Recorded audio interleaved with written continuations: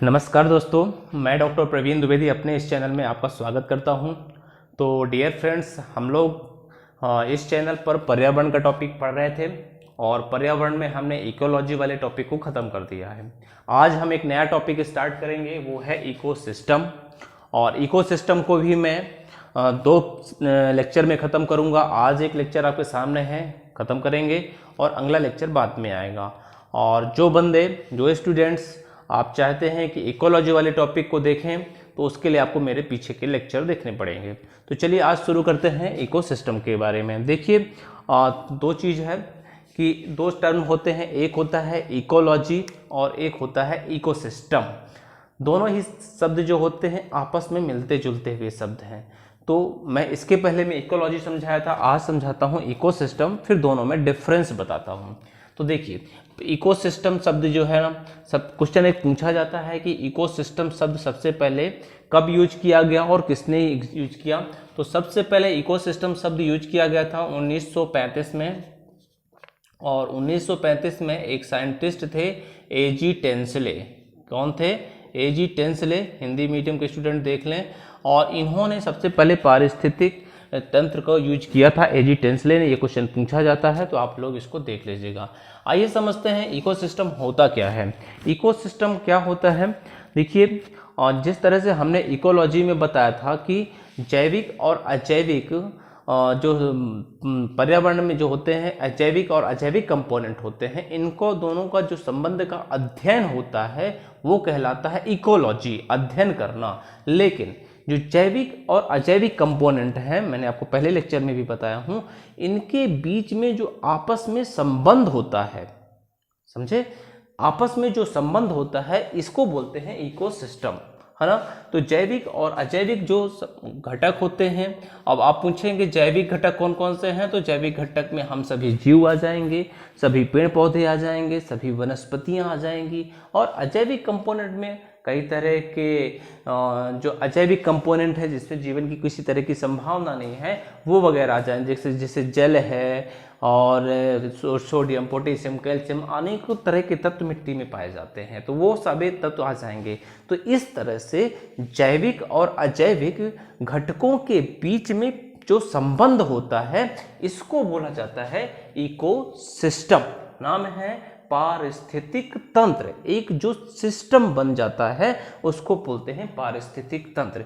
देखिए, बहुत ही interested topic है ये। आज मैं आप लोगों को ये बताऊंगा, आप लोग अपने आसपास होते हुए देखते भी हैं, लेकिन आपको पता नहीं है कि ये पारिस्थितिक तंत्र क्या है। और आप देखते हैं आज के बारे में काफ़ी डिटेल में आपको जानने को मिलेगा कि क्या है पारिस्थितिक तंत्र और किस तरह से वो पारिस्थितिक तंत्र आपस में जुड़ा होता है, ये चीज़ मैं आपको बताएंगे। बिफोर दैट मैं आपको बताता हूँ कि पारिस्थितिक तंत्र के घटक कौन कौन से होते हैं। जैसे मैंने अभी आपको बताया, जैविक घटक और अजैविक घटक।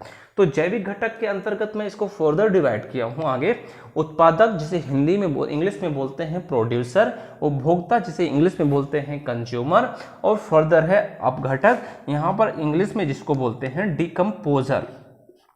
आप लोग लिख लीजिएगा, इसको बोलते हैं डिकम्पोजर। ठीक है। इसी तरह से मैंने अजैविक कंपोनेंट को भी फर्दर डिवाइड किया है 3 भागों में। अकार्बनिक पदार्थ, जिसे बोला जाता है इनऑर्गेनिक सबस्टेंस, जिसके अंतर्गत हम लोग इसमें जल को देखेंगे, लवण, लवण के अंदर कैल्शियम, मैग्नीशियम, सोडियम, पोटेशियम।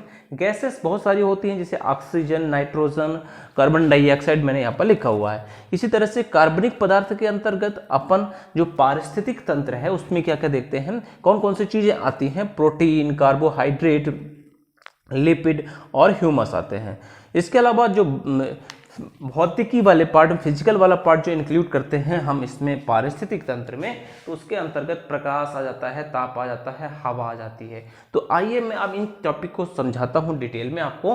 उत्पादक क्या होते हैं, उपभोक्ता क्या होते हैं, और ये इस उपभोक्ता को मैं फर्दर 4 भागों में डिवाइड करता हूँ। कौन कौन से हैं? एक होता है प्राथमिक उपभोक्ता, जिसे बोलते हैं first order of consumer, first order of consumer. द्वितीयक उपभोक्ता को बोलते हैं सेकंड ऑर्डर ऑफ कंज्यूमर। फिर इसके बाद आते हैं टर्सरी कंज्यूमर, जिन्हें थर्ड ऑर्डर ऑफ कंज्यूमर भी बोला जाता है। फिर इसके बाद आते हैं टॉप कंज्यूमर जैसे उच्च मांसाहारी, और फिर आते हैं अपघटक। देखिए अब इस चीज को अपने को अच्छे से समझना है, यही इंपॉर्टेंट है। तो चलिए उत्पादक क्या होते हैं ये आप पहले समझ लीजिए। आप उत्पादक क्या होते हैं, जितने हरे पेड़ पौधे होते हैं, ग्रासलैंड होती हैं, घासें होती हैं, और जिनमें किसी तरह से प्रकाश संश्लेषण की क्रिया होती है, वो आते हैं क्या, उनको बोला जाता है क्या, उत्पादक। समझ गए। प्रोड्यूसर क्या होते हैं कि सभी हरे पेड़ पौधे और प्रकाश संश्लेषण की जिनमें किसी तरह से क्रिया होती है, वो होते हैं उत्पादक। अब प्रकाश संश्लेषण क्रिया होने का मतलब क्या हुआ, प्रकाश संश्लेषण होने का मतलब है कि कार्बन डाइऑक्साइड हमारे वातावरण में है, पानी है, और ये क्लोरोफिल की उपस्थिति में क्या होता है, सनलाइट, सूर्य के प्रकाश की उपस्थिति में यहाँ पर क्या बन जाता है, कार्बोहाइड्रेट, ये पौधों का भोजन होता है। ठीक है। इसके अलावा ऑक्सीजन निकलती है और जल निकलता है, ऑक्सीजन जो हम लोग श्वसन में यूज करते हैं। तो ये जो क्रिया करते हैं प्रकाश संश्लेषण की, वो सभी कहलाएंगे क्या, उत्पादक, जिसे बोला जाएगा प्रोड्यूसर। अच्छा एक चीज मैं आपको अभी बताता हूं डिटेल में, एक चीज मैं बताने को भूल गया, क्वेश्चन पूछा जाता है कि पारिस्थितिक तंत्र को इसको क्रियात्मक इकाई बोला जाता है प्रकृति की। क्यों, क्योंकि आप देखेंगे अभी पढ़ने के बाद आपको समझ में आ जाएगा कि पूरे हमारे जो पारिस्थितिक सिस्टम होता है उसमें ये जो इकोसिस्टम होता है, किस तरह से इम्पॉर्टेंट रोल हमारे पर्यावरण को बनाने में, सही करने में इम्पॉर्टेंट रोल प्ले करता है। तो इसको आप इसलिए क्वेश्चन ऐसे बोला जाता है, पूछा जाता है कि पारिस्थितिक तंत्र को क्या बोला जाता है, प्राकृतिक इकाई, या इसी को क्रियात्मक इकाई भी बोला जाता है पर्यावरण की। तो क्वेश्चन आप ध्यान रखिएगा। चलिए तो उत्पादक मैंने आपको समझाया, आइए समझते हैं उपभोक्ता क्या होते हैं। उपभोक्ता क्या होते हैं, अभी हमने उत्पादक बताया, सभी हरे पेड़ पौधे और जिनमें प्रकाश संश्लेषण की क्रिया होती है वो सारे क्या कहलाएंगे, आपके उत्पादक कहलाएंगे, यानी सभी हरे पेड़ पौधे हो गए उत्पादक। आइए समझते हैं उपभोक्ता क्या होते हैं। उपभोक्ता क्या होते हैं, उपभोक्ता के बारे में देखिए, उपभोक्ता होते हैं जो अभी हरे पेड़ पौधे थे ना, ग्रासलैंड है, घास है और हरे पेड़ पौधे, इनको जो खाते हैं उनको बोला जाता है क्या, उपभोक्ता। क्या बोला जाता है, उपभोक्ता। जैसे मैंने यहाँ पर लिखा है कि जो प्राथमिक उत्पादों को, जो प्राथमिक उत्पादक कौन थे, हरे पेड़ पौधे, तो उनको भोजन के रूप में यूज करते हैं, उनको बोला जाता है उपभोक्ता।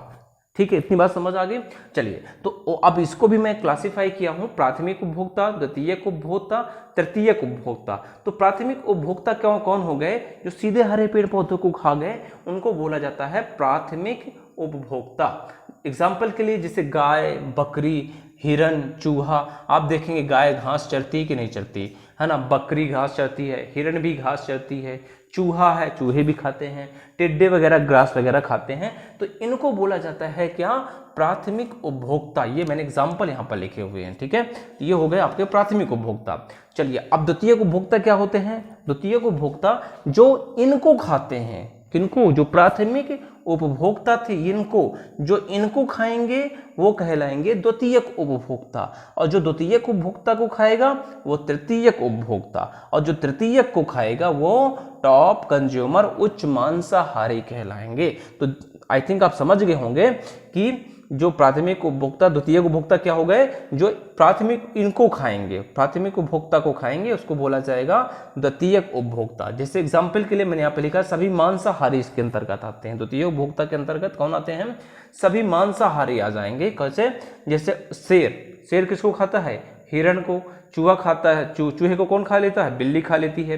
टिड्डे को मेढक वगैरह खा लेते हैं। तो ये सारे एग्जाम्पल जो हैं आपके आ जाएंगे द्वितीयक उपभोक्ता के अंतर्गत। तो ये हो गए आपके प्राथमिक उपभोक्ता के उदाहरण, ये हो गए द्वितीयक उपभोक्ता के उदाहरण। अब मैंने आपको बताया तृतीयक उपभोक्ता कौन है, जो इनको खाएंगे। द्वितीयक उपभोक्ता को खाएंगे वो क्या कहलाएंगे, तृतीयक उपभोक्ता। और देखिए यहाँ पे लिखे हैं और तृतीयक उपभोक्ता के अंतर्गत कौन आ जाएंगे, जो इनको खाएंगे। जैसे मेढक को कौन खाता है, सांप खाता है, तो सांप क्या हो जाएगा आपका, तृतीयक उपभोक्ता। समझ आ गई। चलिए उच्च मांसाहारी क्या होते हैं, टॉप कंज्यूमर क्या होते हैं। टॉप कंज्यूमर होते हैं जो सभी को मारकर खा सकते हैं। मांसाहारी का मतलब आप तो जानते होंगे, 2-3 तरह के जीव होते हैं। एक होता है शाकाहारी, मांसाहारी और सर्वाहारी। शाकाहारी जो हरे पेड़ पौधे से भोजन प्राप्त करते हैं, मांसाहारी जो जीव जंतुओं को मार कर खाते हैं, और सर्वाहारी जो सबको खा लेते हैं, शाकाहारी भी खा लेते हैं और मांसाहारी भी खा लेते हैं, उसे सर्वाहारी बोला जाता है। तो यहाँ पर मैं बता रहा हूँ टॉप कंज्यूमर, उच्च मांसाहारी। तो उच्च मांसाहारी की एग्जाम्पल ये वाला भाग है कि जो सभी श्रेणी के उपभोक्ता को मार कर खा सकते हैं। मतलब क्या, इसको भी मार कर खा सकते हैं, इसको भी मार कर खा सकते हैं, इसको भी मार कर खा सकते हैं, इन सभी को मार कर खा सकते हैं, उनको बोला जाता है उच्च मांसाहारी या टॉप कंज्यूमर।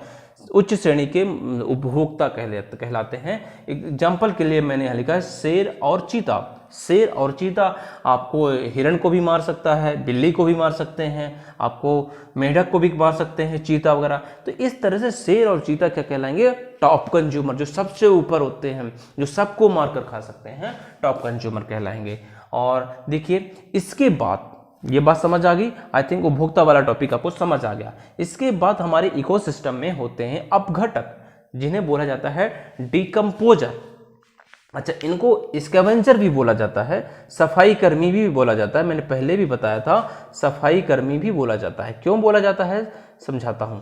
देखिए, ये तो मैंने भी एक सीरीज बताई आपको कौन कौन मार के खा रहे हैं। इसके बाद जो सारे जीव, जैसे शेर है खत्म हो जाएगा, चीता मर जाएगा, तो ये मिट्टी में मिल जाते हैं। तो जो मिट्टी में मिलाते हैं उनको बोला जाता है अपघटक। अपघटक क्या करते हैं, जो जीव जंतु होते हैं, पेड़ पौधे होते हैं, नष्ट हो जाते हैं, तो उनको टुकड़ों में तोड़कर मिट्टी में मिला देते हैं, उनको बोला जाता है अपघटक। क्या कहलाते हैं, अपघटक। और जिसे मैंने यहाँ पे लिखा है कि उत्पादक, उपभोक्ता की जब मृत्यु हो जाती है, खत्म हो जाते हैं, तो इनके शरीर का विघटन कर देते हैं कौन, अपघटक। और जब अपघटक विघटन कर देते हैं, मिट्टी में मिला देते हैं, क्या है, कोई भी जीव जंतु होते हैं उनको तोड़ देते हैं, तो उनके बहुत सारे तत्व उससे निकल जाते हैं। जैसे अपन लोग ही हैं, कोई भी इंसान जब खत्म होता है, जीव का जंतु खत्म होते हैं, तो वो फिर मिट्टी में मिल जाते हैं। तो उनके शरीर के जो तत्व होते हैं वो मिट्टी में मिल जाते हैं, और मिट्टी में मिल जाने के बाद वो कहाँ चले जाते हैं, मिट्टी में अब्जॉर्ब हो जाते हैं, अवशोषित हो जाते हैं, और वापस वो पेड़ पौधों के द्वारा ग्रहण कर लिए जाते हैं। यही मैंने लिखा है, उनके शरीर का विघटन होने के बाद बहुत सारे तत्व, जैसे नाइट्रोजन है, फास्फोरस है, लवण है, कैल्शियम, मैग्नीशियम, बहुत तरह के तत्व हैं, ये सारे तत्व मिट्टी में मिल जाते हैं। फिर ये वापस मिट्टी में पौधों के द्वारा अब्जॉर्ब कर लिया जाता है, और फिर ये वापस पौधों के द्वारा ग्रहण करके पौधे जो ले लेते हैं, और फिर वही क्रिया फिर से शुरू हो जाती है। तो आप देखिए, पौधों से हमने शुरू किया था, घास से ही शुरू किया था, और घास से शुरू होकर के वापस घास पे ही आ गए। यानी घास को खाए ये वाले, इनको खाए ये, इनको खाए ये, और इन जब सबको खत्म कर देते हैं अपघटक मिट्टी में मिला देते हैं, वापस पेड़ पौधे उसको ले लेते हैं। इस तरह से एक साइकिल चलता रहता है, समझ गए। और यही साइकिल ही क्या कहलाता है, पारिस्थितिक तंत्र। समझ गए, आई थिंक ये बात समझ गए होंगे। तो चलिए, ये बातें मैं आपको समझाया हूँ, ये बातें आप लिख लीजिएगा अच्छे से। चलिए समझते हैं, एक और नया शब्द होता है खाद्य श्रृंखला। अब देखो, खाद्य श्रृंखला क्या है। खाद्य श्रृंखला सिंपल है, शब्द से समझ में आता है, एक श्रृंखला बन जाती है, उसको बोलते हैं खाद्य श्रृंखला। और जो जैसे हमने अभी आपको बताया कि जो उत्पादक को उपभोक्ता खाते हैं, उपभोक्ता को अपघटक खा लेते हैं, तो एक श्रृंखला बन जाती है। जो सभी जीवधारी होते हैं ना, एक भक्षक के रूप में मैंने यहाँ लिखा है, आपस में एक दूसरे से संबंध होते हैं। जैसे इनको ये खाए, इनको ये खाए, इनको ये खाए, और अंत में अपघटन होकर टूट गए। तो ये एक श्रृंखला के रूप में सभी जीवधारी आपस में श्रृंखला के रूप में, भक्षक के रूप में आपस में जुड़े होते हैं, एक दूसरे को जीव को खाते हैं, वही कहलाता है क्या, खाद्य श्रृंखला। एक बात और जान लीजिए कि जो खाद्य श्रृंखला होती है, ऊर्जा का प्रवाह उसमें एक दिशा में होता है। अभी मैं नेक्स्ट लेक्चर में आपको ऊर्जा के प्रवाह के बारे में बताऊंगा, और बहुत इंपॉर्टेंट होने वाला है वो लेक्चर, तो प्लीज़ आप उसको जरूर देखिएगा। तो इसमें ऊर्जा का प्रवाह एक दिशा में होता है। और आई थिंक आप खाद्य श्रृंखला के बारे में समझ गए होंगे कि खाद्य श्रृंखला क्या होती है। खाद्य श्रृंखला मतलब जो जीवधारी होते हैं वो आपस में एक दूसरे से भक्षक के रूप में जुड़े होते हैं। भक्षक के रूप में जुड़े होने का मतलब है कि उत्पादक को उपभोक्ता खाते हैं, उपभोक्ता को ये खाते हैं, तो एक श्रृंखला बन जाती है और फिर अंत में मिट्टी में मिल जाते हैं। तो ये श्रृंखला ही कहलाती है खाद्य श्रृंखला। देखिए मैं एक एग्जाम्पल यहाँ पे लिखा हुआ है, तालाब का उदाहरण लिखा हूँ। तालाब में देखिए जो हमारा तालाब का पारिस्थितिक तंत्र होता है, इकोसिस्टम होता है, तालाब में कैसा होता है। देखिए तालाब में बहुत सारी शैवाल होती हैं, एल्गी होती है। अब उस शैवालों को कौन खाते हैं, वहाँ पे जल में जो जीव जंतु रहते हैं, छोटे छोटे जीव जंतु रहते हैं, उनको खाते हैं। जलीय जीव जंतु शैवाल को खा लेते हैं। फिर इन जलीय जीव जंतुओं को छोटी छोटी मछली जैसे पिस्सू वगैरह होते हैं, उनको छोटी छोटी मछलियाँ खा लेती हैं।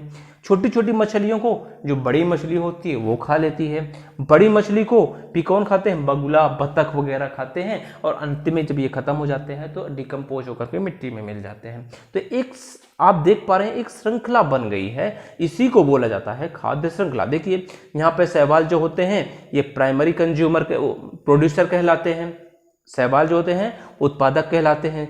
जलीय पिस्सू जो होते हैं इनको मैंने लिखा है FC मतलब फर्स्ट ऑर्डर कंज्यूमर, प्राथमिक उपभोक्ता, फिर ये द्वितीयक उपभोक्ता, फिर ये तृतीयक उपभोक्ता और ये टॉप कंज्यूमर उच्च मांसाहारी। फिर ये अपघटक हो जाता है इनका और ये मिट्टी में मिल जाते हैं। फिर वापस ये क्रिया चलती रहती है। तो ये एक खाद्य श्रृंखला बन रही है, इसी को बोला जाता है खाद्य श्रृंखला, फूड चेन। आइए समझते हैं घास को। एक मैंने और उदाहरण लिखा हुआ है घास का। घास पारिस्थितिक तंत्र कैसा होता है। देखिए हमारे पेड़ यहाँ सब जमीन में घास होती है, तो घास को कौन खाते हैं, कीड़े और टिड्डे खा लेते हैं, कीड़े टिड्डे खा लेते हैं। इनको कौन खाता है, मेढक है, चिड़िया है, वो खाते हैं। मेढक और चिड़िया को कौन खाता है, बाज, मेढक है, चिड़िया, इनको बाज वगैरह सांप खा लेते हैं। और सांप को फाइनली गिद्ध खाता है, और गिद्ध जब खत्म होता है तो वापस मरता है, तो अपघटक इसको खा लेते हैं, मिट्टी में मिला देते हैं। तो इस तरह से एक और श्रृंखला हमने आपको दिखाई फूड चेन, जिसको बोलते हैं यहाँ पर घास पारिस्थितिक तंत्र में। एक और पारिस्थितिक तंत्र का मैंने उदाहरण लिखा हुआ है जो फॉरेस्ट इकोसिस्टम, जिसे वन पारिस्थितिक तंत्र भी आप कह सकते हैं। इसका उदाहरण कैसे ले सकते हैं, हमारे पेड़ पौधों में क्या होते हैं, बहुत सारे शाकीय पौधे होते हैं, छोटे छोटे पौधे होते हैं। उन पौधों को चूहे खा लेते हैं, गिलहरी खाती है, इनको फर्दर बिल्ली खाती है, बिल्ली को लकड़बग्घा खाता है, और लकड़बग्घा को कौन खा लेता है, आपका जब मरते हैं, खत्म होते हैं, तो वापस अपघटक इसको खा के नष्ट कर देते हैं, मिट्टी में मिला देते हैं। तो इस तरह से आप समझ गए होंगे खाद्य श्रृंखला क्या है। एक श्रृंखला बन जाती है कहाँ पर, हमारे पारिस्थितिक तंत्र में। पारिस्थितिक तंत्र के मैंने आपको 3 उदाहरण भी बता दिए। तो एक श्रृंखला बन जाती है, इसको बोला जाता है खाद्य श्रृंखला। आइए एक नया टॉपिक बताता हूं आपको, इंपॉर्टेंट है, खाद्य जाल। देखिए खाद्य जाल खाद्य श्रृंखला से ही मिला हुआ रूप है। खाद्य जाल क्या होता है, इंग्लिश में इसको बोलते हैं फूड वेब। फूड वेब में क्या होता है, देखिए नाम से ही शब्द समझ में आता है, जाल।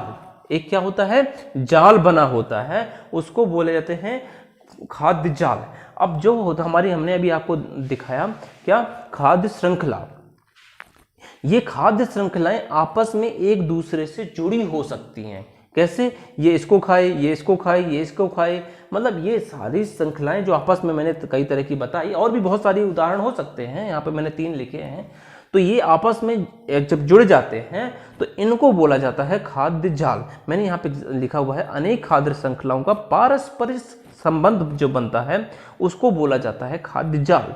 अब यहाँ पे भी ऊर्जा का प्रवाह एक दिशा में ही होता है, मतलब ऊर्जा का प्रवाह यहाँ से लेकर के यहाँ होता है। बट ये डिफरेंस है खाद्य श्रृंखला से कि यहाँ पर पथ अनेक होते हैं, मतलब जो ऊर्जा कई रास्तों से आपस में जुड़ी होती है, पर होती वो एक दिशा में ही है। एग्जाम्पल से आपको समझाता हूँ, समझ आ जाएगा। देखिए सपोज एग्जाम्पल, हमारी धरती में घास होती है कि नहीं होती, घास होती है।